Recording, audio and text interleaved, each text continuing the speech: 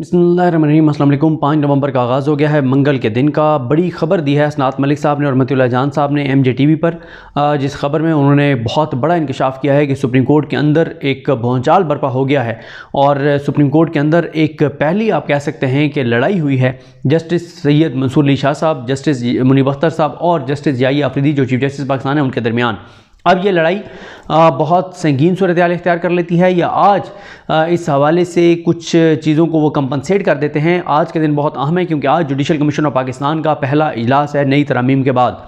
लड़ाई की हुई है, क्या हुई है, पहले वो आपको ख़बर दे देते हैं, फिर ये भी बताता हूँ आपको कि आज जो कानून साजी हुई है उसके अंदर क्या कुछ तब्दील हुआ है। जो ख़बर दिया है असनात मलिक साहब ने और रहमतुल्लाह जान साहब ने, उस खबर के मुताबिक जब मंसूर अली शाह साहब वापस आए हैं वहाँ से उम्रा करने के बाद, तो मंसूर अली शाह साहब और मुनीब अख्तर साहब ने जस्टिस याहिया अफरीदी साहब को कहा कि आप प्रैक्टिस एंड प्रोसीजर एक्ट के तहत जो कमेटी है 3 रुकनी, उसका इजलास बुलाएं जो कि केसेस फिक्स करती है।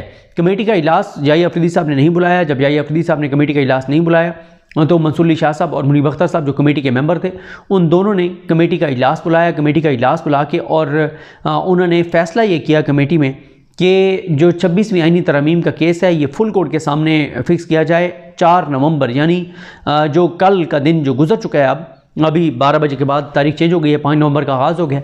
तो 4 नवंबर रोज़ सोमवार उनका ये था कि फुल कोर्ट के सामने जो 26वीं आईनी तरमीम का केस है उसकी जो आईनी पटिशन्स हैं वो समाअत के लिए मुकर्रर की जाएँ। और उन्होंने अपने चैम्बर में ये मीटिंग की और मीटिंग करके इसका फ़ैसला हुआ और फ़ैसला उन्होंने भेजा रजिस्ट्रार को और कहा कि इसकी कॉज लिस्ट जारी कर दी जाए, लेकिन कॉज लिस्ट जारी नहीं की गई। जब कॉज लिस्ट जारी नहीं की गई तो आज मंडे के दिन जस्टिस मंसूर अली शाह साहब और जस्टिस मुनीब अख्तर साहब ने एक लेटर लिखा है और वो लेटर लिखा है जस्टिस याहिया अफरीदी साहब को, चीफ जस्टिस पाकिस्तान को, और लेटर लिखकर कहा है कि उन्होंने रिग्रेट का इजहार किया है, अफसुर्दगी का इजहार किया है कि हमने एक फ़ैसला किया कमेटी ने और उस कमेटी के फ़ैसले पर अमल दरामद नहीं हुआ। साथ ही इन दोनों जजेस ने रजिस्ट्रार को लिखा कि जो 31 अक्टूबर के मीटिंग मिनट्स हैं वो मीटिंग मिनट्स जो हैं वो सुप्रीम कोर्ट की वेबसाइट पर अपलोड किया जाएं। अब ये एक ऐसी चीज़ है जो बहुत हैरान कुन है, जो बहुत बड़ी डेवलपमेंट है, क्योंकि अब तक एक तासुर ये था कि मुनीब अख्तर साहब और मंसूर अली शाह साहब की मुशावरत से ही याहिया अफरीदी साहब ने जो है वो चीफ जस्टिस पाकिस्तान बनने का फ़ैसला किया है और इस ऑफ़र को एक्सेप्ट किया है कि अगर याहिया अफरीदी साहब नहीं बनते तो फिर अमीनुद्दीन खान साहब बन जाएंगे। लेकिन इस लड़ाई के बाद लगता है कि ऐसा नहीं था, बल्कि याहिया अफरीदी साहब का अपना ये डिसीजन था और शायद इन 2 जज की उनको बैक नहीं थी। लेकिन खैर ये भी हो सकता है कि जिस तरह से रहमतुल्लाह जान साहब और असनात मलिक साहब ने भी डिस्कस किया कि एक पॉइंट ऑफ व्यू का इख्तिलाफ हो सकता है कि शायद याहिया अफरीदी साहब ये चाह रहे होंगे वो जुडिशल कमीशन के इजलास में ये सारी बात करेंगे कि हम पहले जो है वो इसकी जुडिशल रिव्यू करेंगे इस आईनी तरमीम का, उसके बाद फिर आईनी बेंचेस बनाएंगे। तो ये भी एक हो सकता है, लेकिन ये होता है नहीं होता, आज के दिन में इसका फैसला जो है वो हो जाएगा। लेकिन आज का अब जुडिशल कमीशन का इजलास और ज़्यादा अहमियत इख्तियार कर गया है क्योंकि आज के इजलास में बहुत कुछ पता चलेगा और यह भी हो सकता है कि अब हुकूमत और याहिया अफरीदी साहब एक पेज पर हों। अगर हुकूमत और याहिया अफरीदी साहब एक पेज पर आ जाते हैं तो इसका मतलब फिर यही है कि ऐसा नहीं है कि हादसाती तौर पे याहिया अफरीदी साहब बने हैं, बल्कि पहले से कोई अंडरस्टैंडिंग शायद थी जिस वजह से ये सब हुआ है। लेकिन ये भी हो सकता है कि एक जेन्युइन इख्तिलाफ हो और याहिया अफरीदी साहब ये समझते हों कि इतने जल्दी इस केस को नहीं लगाना चाहिए, जुडिशल कमीशन के इजलास में ये मामला डिस्कस करना चाहिए और वहाँ पे डिस्कस करके और उसके बाद फुल कोर्ट के सामने लगाना चाहिए। ये भी एक चीज़ हो सकती है, लेकिन हकीकत क्या है, होता क्या है, आज का दिन फैसला कर देगा क्योंकि आज आईनी बेंच का सरबराह कौन होगा ये फैसला होना है। 12 रुकनी ये जुडिशल कमीशन है, 13वां मेंबर जो है वो नहीं है। एक मेंबर की गैर मौजूदगी में ये इजलास हो सकता है, नहीं हो सकता, होगा कैसे होगा, अमीनुद्दीन खान साहब किसका साथ देंगे, कौन किधर वोट डालेगा, 6 जज से बराबर होता है, 8-6 से फैसला होता है। ये सूरत हाल जो है वो आज वाज़े हो जाएगी क्योंकि आज जो एजेंडा है उसमें यही है कि जुडिशल कमीशन का सेक्रेटेरिएट कहाँ पे होगा और फिर इसी तरह से जो बेंचेस हैं वो कैसे बनेंगे, कौन होगा सरबराह, ये सारी चीज़ें डिस्कस होनी है। हुकूमत की जानिब से ख़बर लीक कर दी गई है। हुकूमत की लीक करदा ख़बर के मुताबिक जो जस्टिस मुनीब खान है वो आईनी बेंच के सरबराह होंगे। 9 या 11 रुकनी ये आईनी बेंच जो है वो होगा। और आज जो कानून साजी हुई है उसमें सुप्रीम कोर्ट से रिलेटेड जो 2 डेवलपमेंट्स हैं, पहले वो आपको बता देता हूँ, फिर आते हैं सर्विसेज चीफ्स के ऊपर। सुप्रीम कोर्ट से रिलेटेड आज ये डेवलपमेंट हुई है कि वफाकी हुकूमत की जो ख्वाहिश थी और कौमी असम्बली में जो उन्होंने एक तरमीम पेश की, उसके मुताबिक प्रैक्टिस एंड प्रोसीजर कमेटी की में तब्दीली कर दी गई है। पहले जब ये प्रैक्टिस एंड प्रोसीजर आया था तो उस वक्त यह था कि चीफ जस्टिस पाकिस्तान और सीनियर 3 जज और उनके बाद जो सीनियर जज है, इन 3 पर मुश्तमिल एक कमेटी होगी। फिर जब 63A वाला केस नहीं लग रहा था और मंसूर अली शाह साहब और मुनीब अख्तर साहब अपने हलफ के मुताबिक चल रहे थे, आइन और कानून के मुताबिक चल रहे थे, तो फिर ये हुआ कि जो नून लीग है और हुकूमत है, उन्होंने ऑर्डिनेंस की मंजूरी दी। जरदारी ने ऑर्डिनेंस जारी किया कि मुनीब अख्तर साहब को कमेटी से निकाल दिया गया और काजी फाइज ईसा ने जस्टिस अमीनुद्दीन खान साहब को उस कमेटी में ऐड कर लिया। फिर क्या होता है कि काजी साहब रिटायर होते हैं। रिटायरमेंट के बाद जो याही अफरीदी साहब हैं, वो हलफ उठाने के बाद पहले दिन ही कमेटी की तश्कील नौ करते हैं और कमेटी में दोबारा मुनीब अख्तर साहब को शामिल कर देते हैं। और इससे पहले ये हुआ था कि मंसूर अली शाह साहब ने कमेटी में शिरकत से इनकार कर दिया था कि जब तक कमेटी पुरानी बहाल नहीं होती, मुनीब अख्तर साहब को उसमें वापस नहीं लाया जाता या फुल कोर्ट मीटिंग में सदारती ऑर्डिनेंस को डिस्कस नहीं किया जाता या जुडिशल साइड पर फुल कोर्ट बैठ के इसका रिव्यू नहीं करती, इसको देखती नहीं है, तब तक वो इस ऑर्डिनेंस के तहत बनाई गई कमेटी में नहीं बैठेंगे।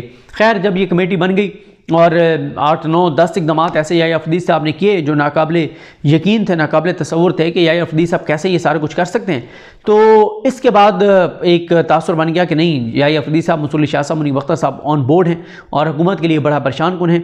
लेकिन अब हुकूमत ने जो एक और तरमीम कर दिया, उसके मुताबिक हुकूमत ने ये किया है कि मुनीब अख्तर साहब को एक बार फिर कमेटी से जो है वो निकाल बाहर किया है। मुनीब अख्तर साहब एक बार फिर कमेटी से आउट हो गए और मुनीब अख्तर साहब कमेटी से आउट हो गए तो अब कौन आया? अब हुकूमत ने ये किया है कि चीफ जस्टिस पाकिस्तान और सीनियर प्यूनी जज और आइनी बेंच का जो सरबराह होगा, उसके बाद जो सीनियर 3 जज होगा वो तीसरा मेंबर होगा प्रैक्टिस एंड प्रोसीजर कमेटी का।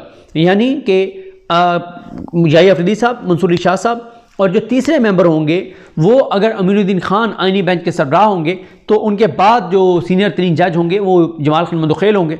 तो जमाल खान मंदोखेल साहब जो हैं वो प्रैक्टिस एंड प्रोसीजर कमेटी के मेंबर होंगे।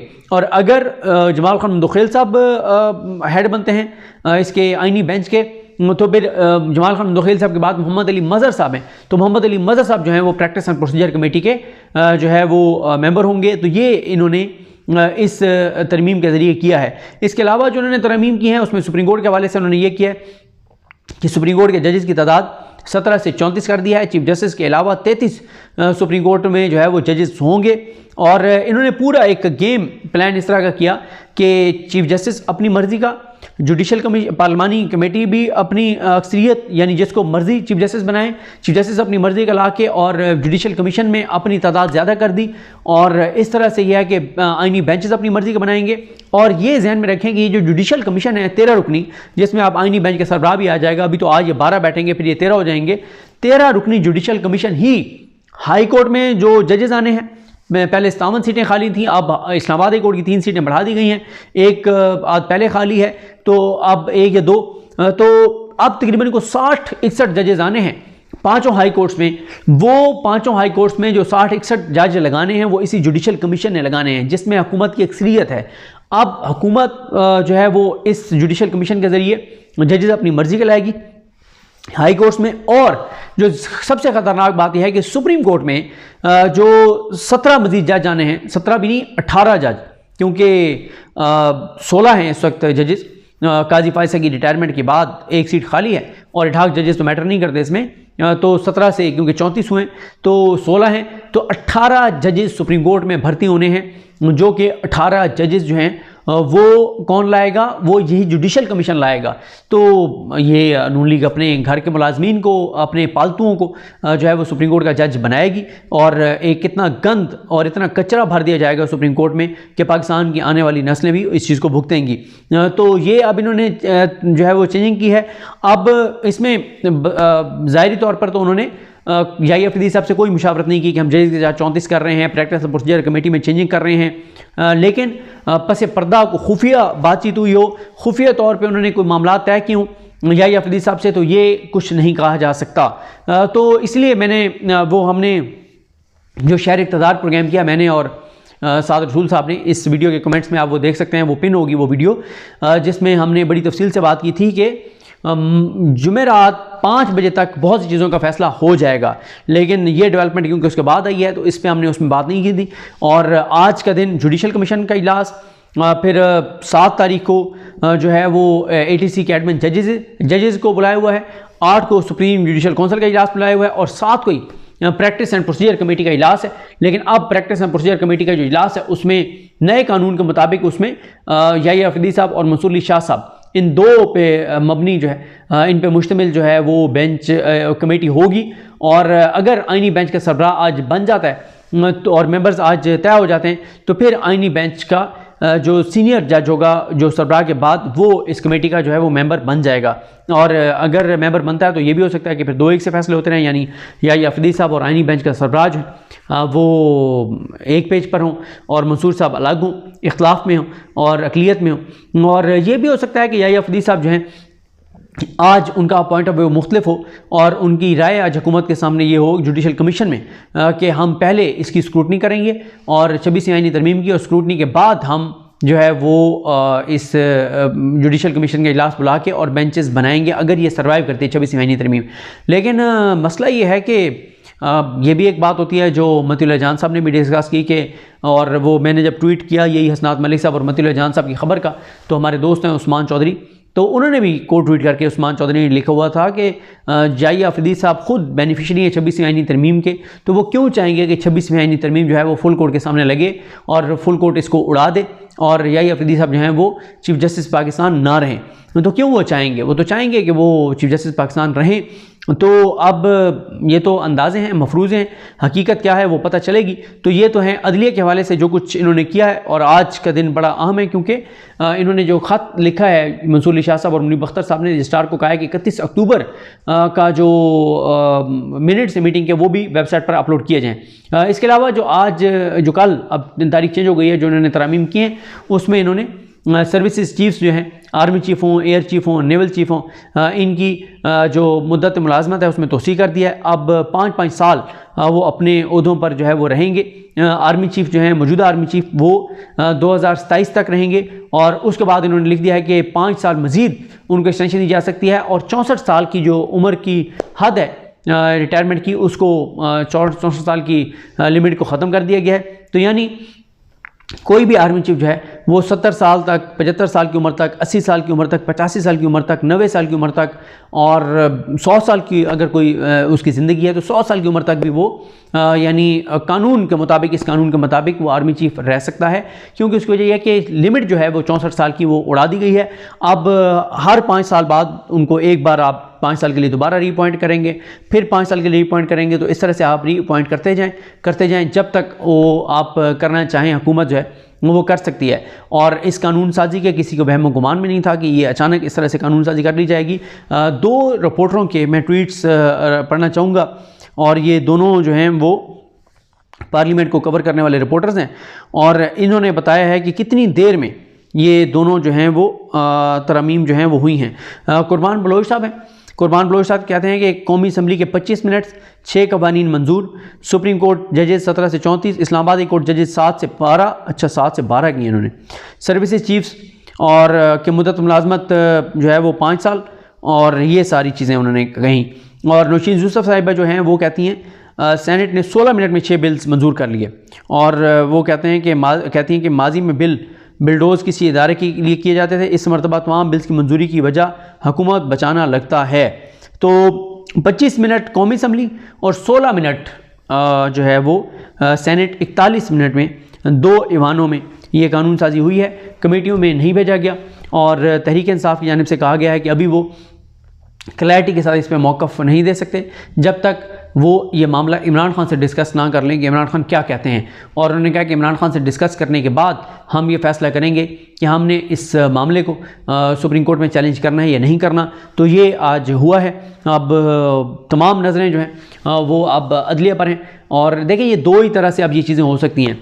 या तो यह है कि अदलिया इन सारे मामलात को ये चैलेंज हो, और जब ये चैलेंज हो तो अदलिया इनमें से कुछ कवानीन को स्ट्राइक डाउन कर दे, कलअदम करार दे, ख़त्म कर दे, और दूसरा ये है कि एजिटेशन पीटीआई इतनी ज़्यादा बढ़ा दे कि फिर कोई इसके ऊपर हो। लेकिन अभी तक तो एजिटेशन के हवाले से पीटीआई का ये कहना है कि 9 नवंबर को शबाबी जलसे में वो अपने अगले लाहे-ए-अमल का, आइंदा के लाहे-ए-अमल का ऐलान करेंगे, और वो जो आइंदा का लाहे-ए-अमल का ऐलान करेंगे उसके हवाले से तहरीक इंसाफ की जो लीडरशिप है वो इशारा दे रही है कि वो बहुत बड़ा सरप्राइज़ होगा। वो क्या होगा, कैसे होगा? और एक बात तो कन्फर्म है कि अगर उसकी लीड अली अमीन गंडापुर के पास होगी तो फिर तो वो कोई सरप्राइज़ नहीं होगा, फिर तो वही हम एपिसोड देखेंगे जो 4 और 5 अक्टूबर को हुआ था। हाँ, अगर सलमान अकरम राजा साहब या इस तरह की जो शख्सियात हैं इनके पास लीडरशिप होगी तो फिर आप ये एक्सपेक्ट कर सकते हैं कि फिर ये मामला सीरियस है। लेकिन अगर अली अमीन गंडापुर इसको लीड कर रहे हैं तो फिर ये मामला एक गैर संजीदा मामला है, और मैं तो बिल्कुल इस पर किसी तरह से नहीं समझता कि ये मतलब इतनी बड़ी चीज़ होगी, क्योंकि वो अली अमीन गंडापुर जिसने पहले एक बार इमरान खान की पीठ में छुरा घोंपा है, तो अब उस पर एतबार करने वाले जो है वो एमको की जन्नत में ही रहते होंगे, जो अब अली अमीन गंडापुर पर एतबार करेंगे। तो लिहाजा देखेंगे कि ये चीज़ें कैसे आगे बढ़ती हैं। लेकिन तमाम नज़रें आज की फ़िल वक्त जो है वो जुडिशल कमीशन ऑफ पाकिस्तान के इजलास पर हैं, और फिर उसके बाद ज़ाहिर है आगे ATC जजेस का इजलास वो 7 को, और प्रैक्टिस एंड प्रोसीजर कमेटी का इजलास 7 को, और 8 को SJC सुप्रीम जुडिशल काउंसिल। तो देखते हैं जी क्या डेवलपमेंट्स होती हैं, क्या खबरें सामने आती हैं। मुझे अपनी दुआ में याद रखें। अलग मोहम्मद साहब का हामी नासरो। अल्लाह हाफ़िज़।